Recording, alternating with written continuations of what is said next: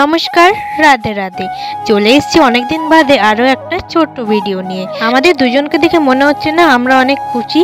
আসলে আমরা ঘুরতে যাচ্ছি, যেই জায়গায় যাচ্ছি সেখানে আগে তো অনেকবার গেছি, কিন্তু সেইভাবে ফটোশ্যুট বা ভিডিও করা হয়নি। আজকে ভিডিও করতে পারবো এর জন্য। দেখো, বলতে বলতে চলেও এসেছি। এইটা শান্তিপুরের কালো বস্তার ঘাট। কিছুদিন আগে প্রচুর ভাইরাল হয়েছিল। তো এখানে দেখলাম একটা পেটুক বলে নতুন রেস্টুরেন্ট হয়েছে। আমরা 4 জনে গেছিলাম, আমি, আমার ভাগ্নে রিজু, আমার মা আর আমার কাকি। আমাদের কোনো প্ল্যানই ছিল না। দুপুরবেলা লাঞ্চ করার পরে মনে হলো কোথাও ঘুরে আসি। শান্তিপুরে ঘোরার জায়গা তো অনেক আছে, কিন্তু শনি মঙ্গলবারে সেই জায়গাগুলো দুপুরের দিকে সেফ না। তাই মাথায় প্ল্যান এলো আমার ভিডিও বানানো হয়ে যাবে, সবার ঘোরাও হয়ে যাবে। তাই চলে আসলাম কালো বস্তার ঘাটে। কিন্তু এসে মনটা একটু খারাপ হয়ে গেল, কারণ এই জায়গাটা বর্ষাকাল আর গরমকালেই ঠিক আছে, প্রচুর হাওয়া দেয়।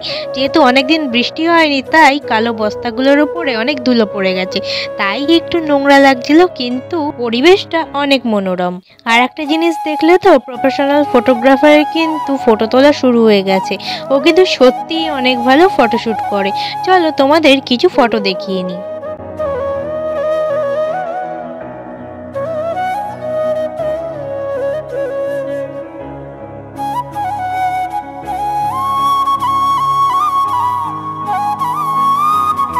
কেমন লাগলো ফটোগুলো অবশ্যই জানাবে।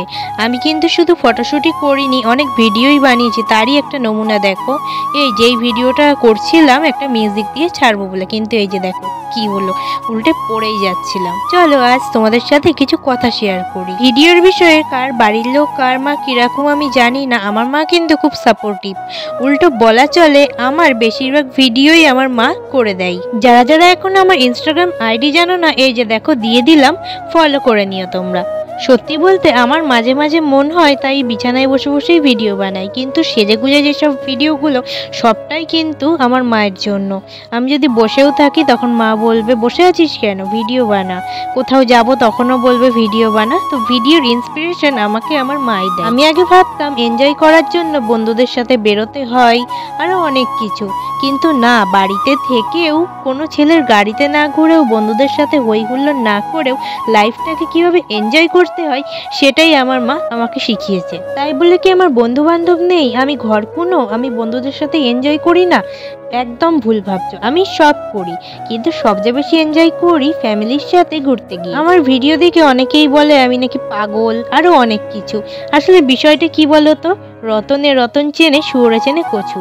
তাই এক পাগলই তো আর এক পাগলকে চিনতে পারে, তাই না? যে যেমন সে জগৎটাকেও ঠিক তেমনই দেখে। সবার লাইফ সমান নাও হতে পারে, সবাই যে সেম অ্যাঙ্গেলে জীবন দেখবে এমনটা কিন্তু এখনকার দিনে কেউ যদি তোমার সাথে কথা বলতে আসে, তুমি যদি না বলো তার সাথে কথা, তাহলেই হয়ে গেলে তুমি পাগল, তুমি খারাপ। আমাকেও অনেকে এরকমই বলে, কিন্তু আমার তাতে কিছু যায় আসে না, কারণ আমি কেমন সেটা আমি জানি আর আমার বাড়ির লোক জানে। তাই বাইরের লোক 2-3টে কি কথা বললো তাতে আমার কিচ্ছু যায় আসে না। কথা বলতে বলতে ওই দিন বাড়িও চলে এলাম, আর পরের দিন দুপুরও হয়ে গেল। এখন আমার ভাগ্নে আর আমার দিদি বাড়ি চলে যাচ্ছে।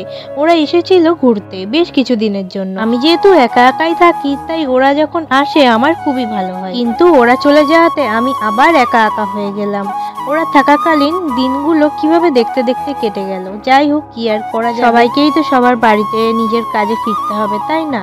আমি ওদেরকে অটোতে তুলতে গেছিলাম, এখন দেখো মন খারাপ করে আসছি, কিন্তু মন খারাপের কোনো ব্যাপারই নেই, কারণ 1 সপ্তাহ বাদেই আমরা আবার রানাঘাট যাব, আর ওরা আবার আসবে আমাদের সাথে। এইবার যাওয়ার পরে তোমাদেরকে একটা সুখবর দেব, এমন সুখবর যা তোমরা ভাবতেও পারোনি। সেইটা ভেবেই আমি খুশি হয়ে গেলাম।